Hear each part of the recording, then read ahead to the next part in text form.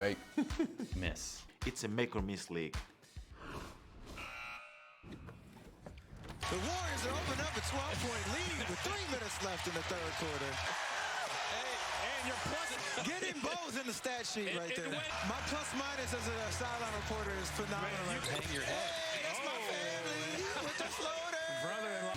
Khaleesi, Bob Fitzgerald, and Stephen Curry will be back. I mean, come on. Steph Curry doing sideline reporting for the Warriors over the weekend. We've seen Clay do this a few times as well. So, Fizz, which splash brother has a brighter future working the sideline? I don't know. It's a tough call. You know, I'm sick of those two because they're the best shooters in the league. They got all the rings, and now they're taking over the sidelines. I'm and telling so it's you. like, what can't they do? It's not like their game. Steph, way more up front and in your face. Clay, a little more subtle greatness. Right. Clay just kind of hangs back, and Just then says a few things zinger. that make you tackle. And there you go. He needs some scaffolding over there in his position, though. Missed technology. More Klay Thompson. Washington State retiring Klay's jersey over the weekend. But we saw him using a flip phone during the game. Does this surprise you, Brian? You know, in the post-Tiger Woods world, I'm surprised that flip phones are still in use. Brian. But I would say that he does post on Instagram. He does. He's got good Instagram, so he's got to have an iPhone somewhere. Somewhere, because that phone's not doing anything on it. Well, people do say, even his teammates said they have a hard time texting and reaching him a lot of the time. So maybe that's when Well, he's he's an got old the school flip guy. phone He in. reads newspapers, so He I'm does? gonna support it. So with the flip phone, don't you have to hit the button Right, multiple so if times you want to get like through to the hit a letters? C, you've got to go 3 times to get the C. You just get a K in response. Look, most people watching this show have no idea what we're talking about. Make second effort. I'm telling you. Heat Spurs yesterday, late in the third quarter. Derrick Jones Jr. goes at Jakob Poeltl. Oof. Woo! Denied. That kid- Airplane mode getting a put-back dunk all over him. He's just going to keep coming at you until he gets you. Right? He's put a lot of people on posters this year. Yep, absolutely. We don't, Revenge is we don't revenge. shame people who try to block shots. I know, but we do. You don't want to get caught watching, though, underneath that rim when he's in the game. He got kind of caught watching on that one. Oh. I mean, he can jump. We do cheer airplane mode because I love watching that man go. Slam dunk contest. Miss the rules. Hawks Spurs Friday night. DeAndre Bembry at the free throw line, but decides to pump fake.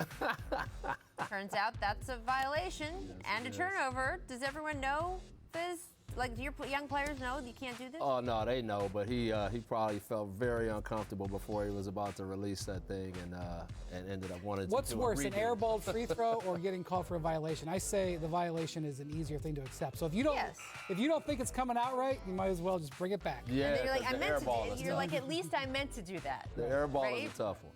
I There made you a go. valued decision. Let's check out who was in the zone, brought to you by AutoZone. Kyle Kuzma, certainly in that zone, scoring 23 points, 17 in the second half on Saturday against the Rockets. But really, it was his defense on Russell Westbrook that was so key for the Lakers' win. This was actually a halftime adjustment suggested by Rajon Rondo, Coach Rondo. Yep. Kuzma held Westbrook to only 13 second-half points after Russ went off for 22 in the first half. Now, the Lakers also received some news this morning. Anthony Davis wasn't able to make it back for that Saturday night game, but he will play tonight after missing the team's last 5 with that bruised backside. Sort of where we're going with now. Kuzma has stepped up in Davis's absence, but now I think that trade rumor circulation is going to start all over again for Kuz. So, Coach, what should the Lakers do with Kyle Kuzma? I think these last 5 games have been great for him because it gave him an opportunity to kind of take on a new role. I think the kid has a huge upside still, and you don't know what he can become in the next 3 months if they really figure out his niche. And I just don't know if you're going to get back something as valuable as he is in a trade. And so with those veterans that they have on that roster that can guide him and teach him and really make him understand winning basketball, I would stay with that kid. And I think in the playoffs, what Rondo did was not a short-term decision. That suggestion was not just for that game. Rondo's thinking about how do we win in the playoffs, how do we win a title? And Kuzma's going to have to defend in switching situations, small guards, athletic guards. This seems like it's probably a really important decision for the way the Lakers to discuss their short-term future. I think they probably feel a lot like Coach says, which is a player that they would trade for is probably not going to have the upside at all that Kuzma would have. I think the player that you would trade for may be able to help you win a championship this year more than Kuzma potentially could. Sure. And that, LeBron's not getting younger. I mean, if you can win a championship this year, do you look to upgrade? I think the one thing that the Lakers have going for them that other teams in this situation would not is they are such a draw for free agents. So whether it's a Darren Collison or if it's an Andre Iguodala if he becomes a free agent, they have other ways that they may be able to beat other teams than in the trade market. And that may be a little bit of a gamble to assume that you're going to be able to get a free agent who comes to you, but I think it's safer for the Lakers to play that game than another team who would have this exact same position. It's a gamble because, first of all, the Clippers are out there beating the bushes for the same thing because Exactly. neither team has a lot of assets to give up.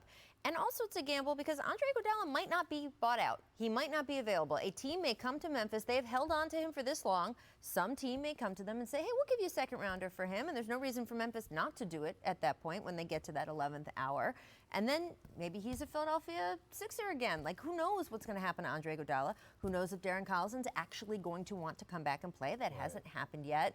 So I do wonder if you depend on that buyout market too much, but they don't have that much to give. And the other thing is when AD is playing, Kuzma's role is just diminished. It just is. It's not anybody's fault. They got a Hall of Famer who's playing in front of them. That's just the situation. But I think they're going to figure out how to tweak those rotations and those lineups to where they can highlight Kuzma more as they move forward. So, you know, as AD gets out of the game, you have Kuzma on the floor, and now you start to highlight him in different ways, and I think they can start evolving his role a little bit more. But I just think kids like that, they take jumps during the season. Yeah. They get better during the year, and especially he's got since he that couldn't opportunity. play much this summer because he had the injury. He missed, how many games did he miss Yeah. already? No, he's 20 missed games or several whatever. chunks, and so, too. you know, just getting his feet, you know, underneath him first was the most important thing. And now he's got to start establishing that role and what he's going to become. But I just think they have too many intelligent guys around them, guys that's one big. That's going to seep into him, and I think that he can really help them in the playoffs. Well, look, that's the best case scenario for the Lakers, right? Is that if Kuz evolves to a point where why would they ever trade him, right? The idea that if they can keep what they have without having tried to scrounge up more assets or make more win-now decisions, if he can evolve into what they absolutely need, that's great. That's what you want. It's just a question. He's not quite there yet. The fit isn't quite there yet, so we'll have to see if they're willing to bank on that because the trade deadline is only 3 weeks away. All right, Saturday night on ABC, you can see more of the Lakers. They'll be in Philly when they take on the Sixers. Our coverage begins with the jump at 8 o'clock Eastern, 5 Pacific. That's also on the ESPN app. We'll see you there. Coming up, Coach Fizdale will let us know how his former team in New York can get better from here forward. We'll talk about players he's excited about. And, you know, what were you thinking kind of things. You need to stick around for this. NBA insider Brian Windhorst and the man, the myth, the legend, former head coach in both Memphis and New York, Dave Fizdale, back in the building. We are so thrilled. I do want to start with your Knicks tenure, though, Fizz, because it's the first time you have been on this show since we saw you there on the sidelines. Parted ways with the Knicks after just 1.25 seasons as their head coach. Now, I want to make something clear because of the contract you have with them. You are not legally allowed to talk about everything. So the reason I'm not asking every question and he can't say everything is because we don't break the law here at The Jump. But I do want to know what part of your tenure was harder than what you envisioned when you first took the job. I just think, you know, for me personally, the toughest part was that I didn't fulfill what I went there to do, which was I really wanted to give the fans a relative team, a winner. And, you know, the fan base was so awesome and so passionate about the team, and the fact that I couldn't get the team over the hump to where I wanted to get it to, you know, that part is hard, for a tough pill to swallow. But, you know, I'm really rooting for them. I really hope that they can get that team to where it can get to. Obviously, we all know that when the Knicks are good, the league is good. And, you know, like I said, I'm cheering for those guys. The day that he was hired, the press conference that they had with him and Scott Perry and Steve Mills was one of the most uplifting days of the last decade for the Knicks. The plan that they laid out and that they were intending to follow, I was very excited about. I thought that they picked the right coach. Only Fizz knows how many other jobs he could have had besides the Knicks. It was multiple. And I felt like they were following that plan. And then it got derailed. And they were throwing a curveball when Porzingis said he didn't want to be there going forward. I agree with that. You know how I feel about, though. There's so much that led up to that. You cannot put that True. just on the But shoulders they also of Kristaps didn't have to Porzingis. trade him within 15 minutes of him saying that. It's almost like they had a deal in place before they had that Well, meeting. It's almost like that. I just think that the team that if we would have listened, if they would have followed through with what they said they were going to do when they hired him, I feel like the Knicks would be in a really good place today, even though Porzingis gave them the curveball, and even though they didn't get lucky in the lottery. Because I really do believe that that was the right path to take, and they wanted their fans to trust them, and they wanted to go slow and not take shortcuts. Then they lose out in the free agent market, and they take shortcuts with the way this team was built. I mean, look, this is not necessarily the roster that, look, owner Jim Dolan came out and said in the your first year, he wanted a big free agent class. He expected free agents to get there. It was not the roster that you started this season with that maybe Knicks brass envisioned in their wildest dreams when they started. You did have, I mean, look, Marcus Morris having a career year. There were some players going out and doing them. What do you see as sort of how the Knicks can go forward with these guys they have signed? A lot of guys on short-term contracts, trying to just kind of make their mark before they know they get moved on again. How do you make this into a cohesive team? Well, I think that they'd have really good young talent, and those young guys are going to keep getting better. I think they got to continue to draft well because they have a lot of picks over the next few years. And then with the veterans that they did sign, they have to figure out which guys they want to retain and which guys they want to move on from. But they do have a lot of cap space there, and they will have an opportunity to get back in the free agency market this summer. And so I really think they're in a good position. I know a lot of people don't, and a lot of people are down on them, but I actually think that they're in a good position going into the summer to make some good things happen for the organization. Well, they might want to have a little bit more variance in the kinds of free agents that they sign. End up going at the same position for a lot of guys. Was a nice way to say that. It was okay. It was artfully said. The challenge is that R.J. Barrett, he has a good-looking future, and I know you've spoken very highly of him. Oh, I love him. But R.J. is not Ja. And again, that's not the Knicks' fault. They got the third pick, not the second pick. If they had Ja and not R.J., we'd feel a lot better about their future. But where the difficulty is they have R.J. Barrett, who's a ball handler, and they have Mitchell Robinson, who's a rim-rocking center defender, and then they signed a bunch of guys who don't necessarily complement that thing. So again, I would say to the Knicks, you had picked your path, you were on your path, you drove off the road. Now, get back on the road. Decide what that road is and get back on it. And I don't know if the guys who are running the team are going to be allowed to do that, but they did have a good plan. And that's what's so disappointing about this is that I really felt like it could have worked this time. It's not just a pipe dream for that to say that happened. What does RJ need to do so that his talent is what gets him through the next season or two as opposed to the environment around him? Well, I just think that the way he works is he's going to get there. I'm not concerned about that. I think just becoming a more consistent jump shooter will open up everything for him because I'm telling you, the kid belongs in New York. He can handle it. Nothing shakes him. He loves the moment. He gets to the rim against anyone. He makes plays for other people, and he really takes the challenge defensively. And so to have a kid that age already physically ready to do it, I just think it's a matter of time before his jumper catches up with the rest of his game. And once it does, the league better watch out. Do you have any regrets when you look back on that year and a quarter? I don't live in regret. I learn from mistakes, and I move forward. All right, well, we'll see those when you get another head coaching job, which I know you will. So Thank we will you. see you learn from any of those mistakes and move forward. Let's move forward on our show. The Spurs picking up a big win over the Heat Sunday night, partly in thanks to a successful coaches challenge in the fourth quarter. It was interesting to watch because San Antonio assistant coach Becky Hammon motivated Pop to dispute a continuation call on the Jimmy Butler bucket. First, he sort of waved her off at first, then she came at him a second time, and then he finally made the signal there. Not all challenges have gone swimmingly, so I want to know how you felt because you worked under the system as a head coach. What do you think about the coach's challenge rule?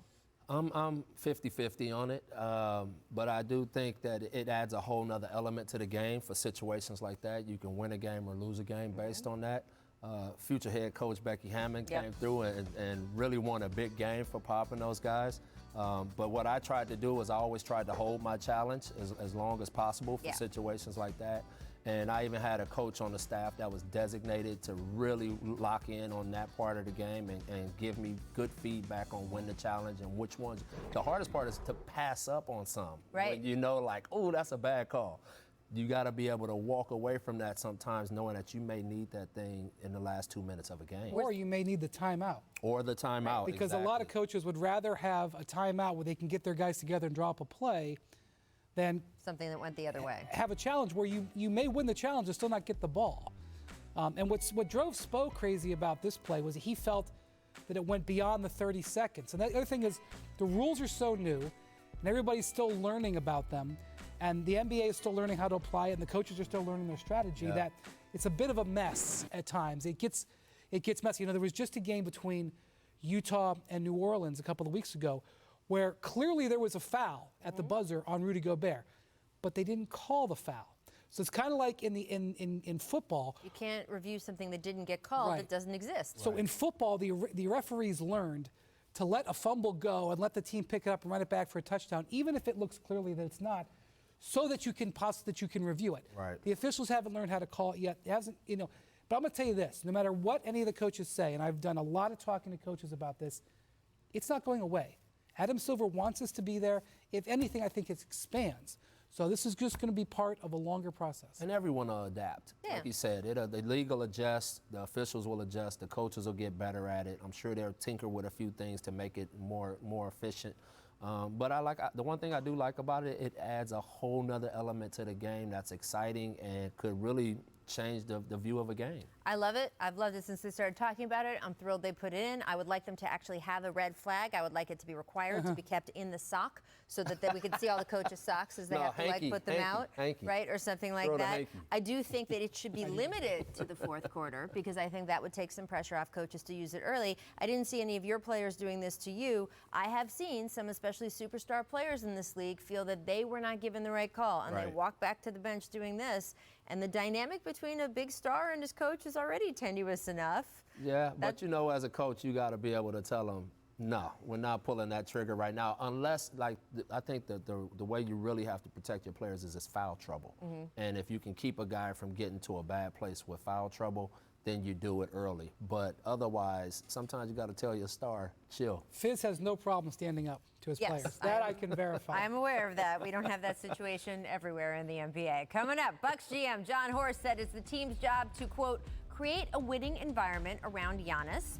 I will ask the guys just what Milwaukee needs to do around the reigning MVP. And here's what the Jump recommends for today. The Undefeated checks in with how NBA players and coaches like Kevin Durant, Brandon Clark, Lloyd Pierce are inspired by Martin Luther King as we and the entire league honor him on this day.